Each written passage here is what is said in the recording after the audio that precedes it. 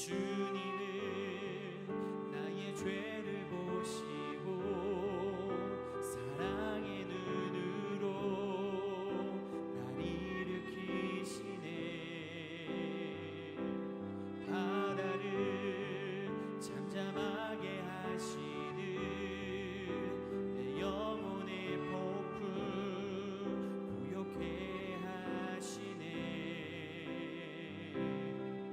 나로 인함이 아니 주가 행하신 일로 나의 행함이 아니 오직 주로 인하여 나는 오늘 피었다 지는 이름 없는 꽃과 같네. 바다에 있는 파도 안개와 같지만 주는 나를 붙드시고 부르짖음 들으시며 날 귀하다 하시네.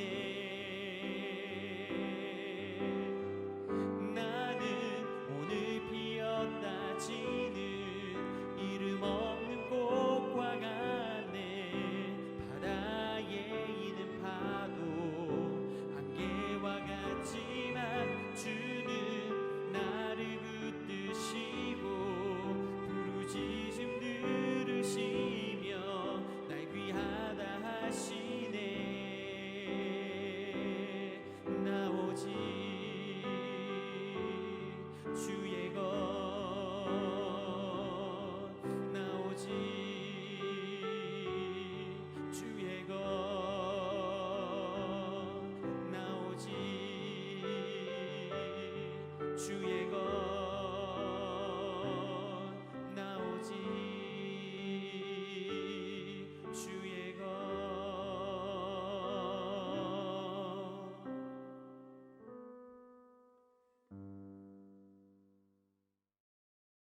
샬롬, 귀한 하루를 말씀 묵상과 기도를 시작하는 우리 귀한 식구들에게 하나님 우리 아버지와 주 예수 그리스도로부터 은혜와 평강이 풍성하기를 축복합니다. 오늘 묵상하실 본문 말씀 잠언 1장 20절부터 23절 우리 같이 읽겠습니다.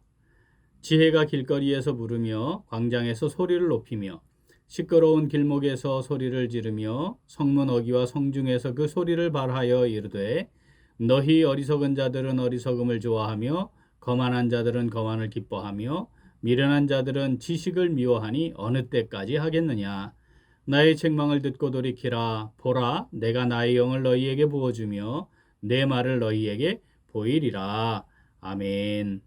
잠언서에서 자주 보게 되는 표현이 있습니다. 그것은 지혜를 의인화하는 겁니다. 이런 경우에 이 지혜는 지혜의 근원이신 하나님을 가리킵니다. 하나님께서는 끊임없이 세상의 원리와 흐름을 따라 자신의 쾌락을 따라 살아가며 멸망을 향해 달려가고 있는 악한 자들, 이 세상을 향해 간절하게 돌아오기를 기대하며 책망하고 또 권면하십니다. 자, 1장 20절, 21절 같이 읽어보겠습니다. 지혜가 길거리에서 부르며 광장에서 소리를 높이며 시끄러운 길목에서 소리를 지르며 성문 어귀와 성중에서 그 소리를 발하여 이르되 아멘. 길거리에서 부르고 광장에서 소리를 높이고 시끄러운 길목에서 소리를 지르며 성문 어귀와 또 성중에서 그 소리를 발하여 말씀하십니다. 길거리, 시끄러운 길목, 성문 어귀와 성중, 이것은 세상의 흐름에 휩쓸리고 또 쾌락과 육신의 만족과 즐거움을 위해 정신없이 몰두한 채 살아가고 있는 세상 사람들의 상태를 상징적으로 보여주는 표현입니다. 마치 노아 시대를 연상하게 하죠. 하나님께서는 그렇게 살아가고 있는 세상에 속한 사람들에 대해 정말 안타까운 마음을 가득 담아서 간절한 마음으로 무엇인가를 지금 막 전달하고자 하시는 거죠. 그러면서 하나님께서는 궁극적으로 돌이켜 나와 생명의 길로 들어가기를 간절히 원하며 성령의 인도하심을 따라 살아가는 삶을 누리고 살아라, 그걸 회복해라 라고 강하게 권면하시는 겁니다. 자, 자, 이 내용을 한번 살펴보면, 자, 하나님께서 하나님을 알지 못하는 사람들, 또 하나님을 경외함으로 참된 지식과 지혜를 누리며 살아가야 하지만 여전히 그렇게 살고 있지 않은 사람들, 이 사람들을 세 개의 부류로 여기에 나누어서 표현하십니다. 자, 1장 22절, 23절 읽어보죠. 너희 어리석은 자들은 어리석음을 좋아하며 거만한 자들은 거만을 기뻐하며 미련한 자들은 지식을 미워하니 어느 때까지 하겠느냐. 나의 책망을 듣고 돌이키라. 보라, 내가 나의 영을 너희에게 부어주며 내 말을 너희에게 보이리라. 아멘. 하나님의 경고성 말씀을 받는 대상, 그 첫 번째는 어리석은 사람이고, 두 번째는 거만한 자이고, 세 번째는 미련한 자들입니다. 여기 어리석다는 말은 우리가 4절에서 이미 살폈죠. 외부에서 들어오는 유혹에 쉽게 넘어가는 상태에 있는 사람, 분별력이 없고 철없는 사람, 이런 사람 의미합니다. 거만하다, 거만한 사람, 이 말은 다른 사람들을 얕잡아보고 조롱하고 우습게 여기며 비웃는 사람, 이걸 의미합니다. 미련하다, 이 말은 문자적인 의미는요, 뒤뚱거리며 제대로 반응하지 못하는 상태에 있다, 이런 거죠. 그러니까 진리를 깨닫게 되거나 하나님의 말씀을 듣거나 또는 옳고 그름을 확인하게 될 때에 바로 반응해야 되는데 그렇게 반응할 수 없는 상태에 놓인 사람, 이런 겁니다. 어리석은 사람, 거만한 사람, 미련한 사람, 이 세 사람들의 삶의 특징은 바로 이 세상에 속해 살아가고 있는 사람, 하나님을 경외함이 없는 사람들의 부류를 크게 셋으로 이렇게 표현한 것이죠.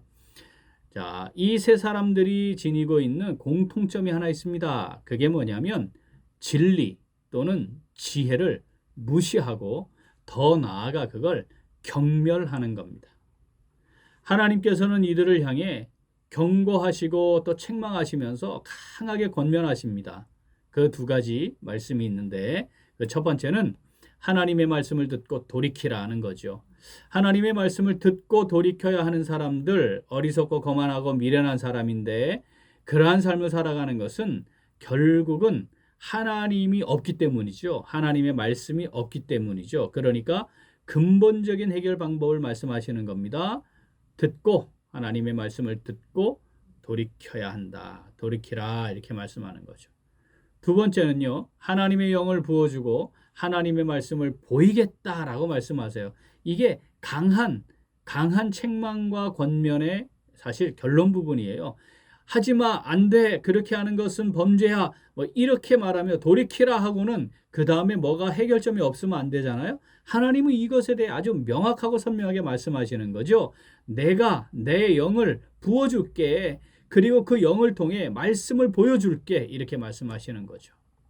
하나님은 이렇게 죄인들 또는 여전히 온전히 죄에서 벗어나지 못하고 있는 하나님의 사람들을 향해 정말 간절하고 애끓는 마음으로 말씀하시는 겁니다.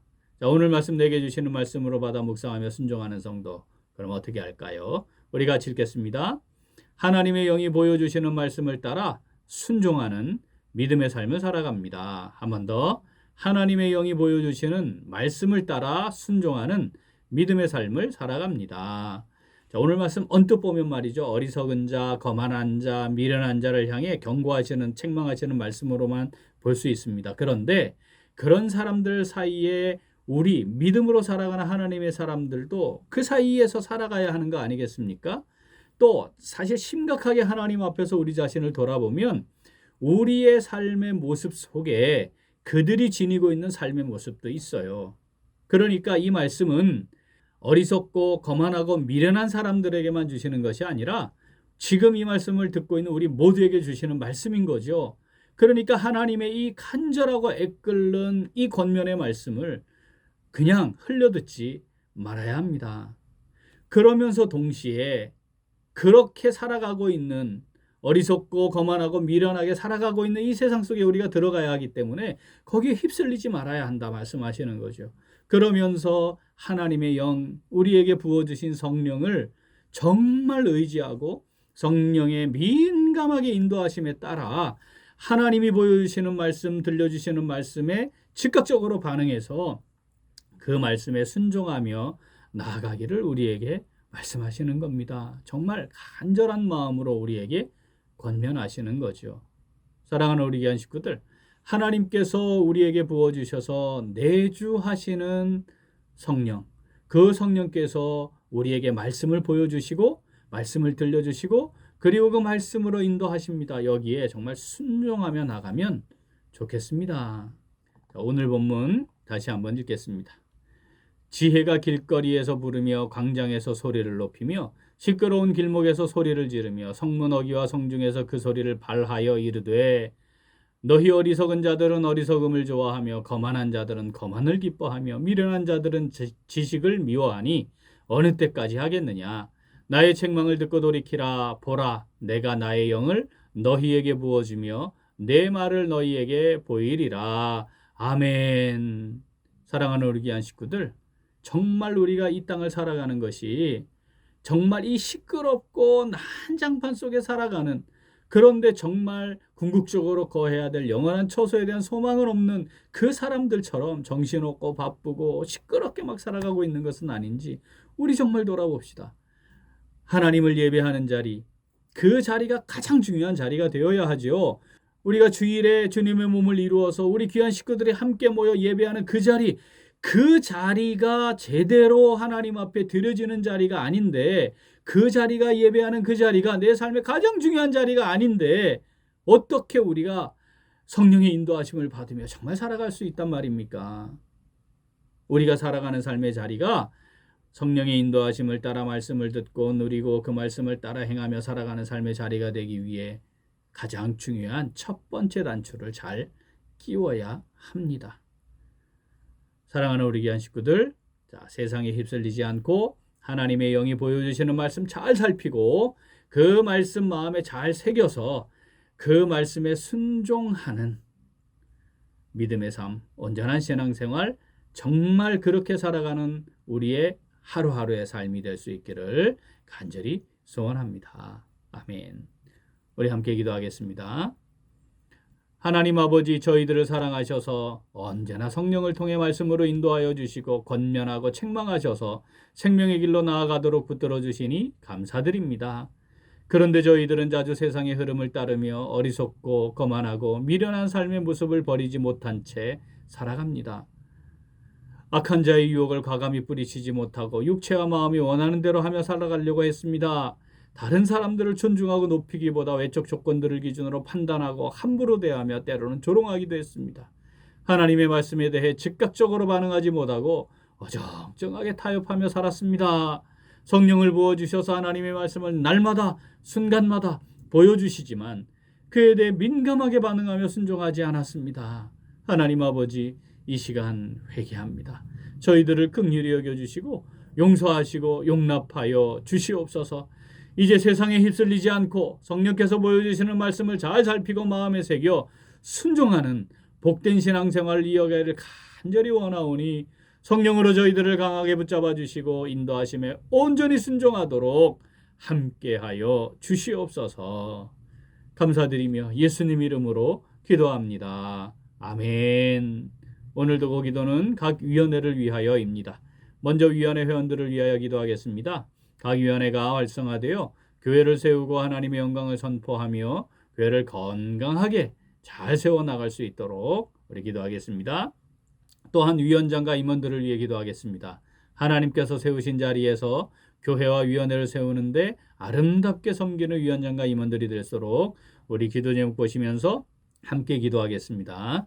오늘 청년부 캠프를 마치고 교회에 복귀할 때까지 하나님께서 은혜 가운데 인도하시도록 기도하겠습니다. 이어서 육신의 연약함으로 치료 중에 있는 식구들과 생활에 어려움을 겪고 있는 식구들과 군복무 중인 형제들과 타 지역에서 머물고 있는 교회 식구들과 학업 중에 있는 청년들 위해 기도하시고 우리 각자 기도 제목 가지고 함께 기도하겠습니다. 기도합니다.